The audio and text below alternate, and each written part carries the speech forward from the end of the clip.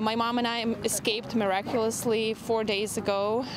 We went with a friend who was lucky enough to have his car operating and who had enough fuel to get us to Zaporizhia, and we went through 18 checkpoints, 2 Ukrainian and 16 of the invaders. It was very dangerous.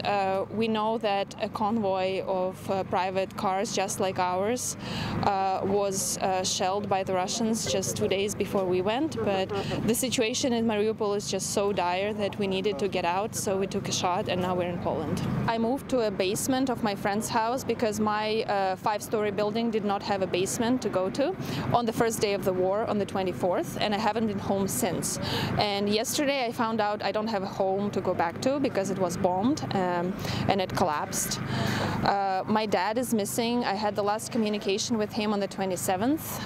He said he would make his way by foot to where we were sheltering if the situation became dire. And then when the situation did become dire, he never showed up. There's no cell phone service. I don't know where he is. I don't know if he's alive.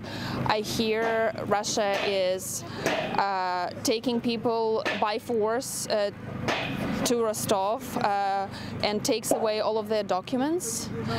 I don't know if he might be in Russia, and I have no idea what happens next. People live in basements.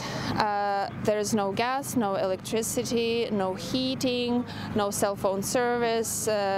We melt snow to have at least something to drink. We cook on open fires under shelling and bombs, just because if you don't, you will have nothing to eat. And the guys from our basement would make water trips to the well about 5 kilometers away from the basement every other morning, depending on the shelling. It's really bad. The grads hit my house and a huge bomb landed very much nearby. The city is full of rumors. We hear about the drama theater being bombed from the air and more than 300 civilians killed.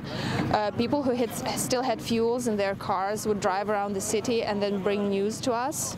But I just worry about Mariupol so much because there is lack of food, there is no drinking water, there is no medicine. A lot of people are just, I think, starving to death in their apartments right now with no help.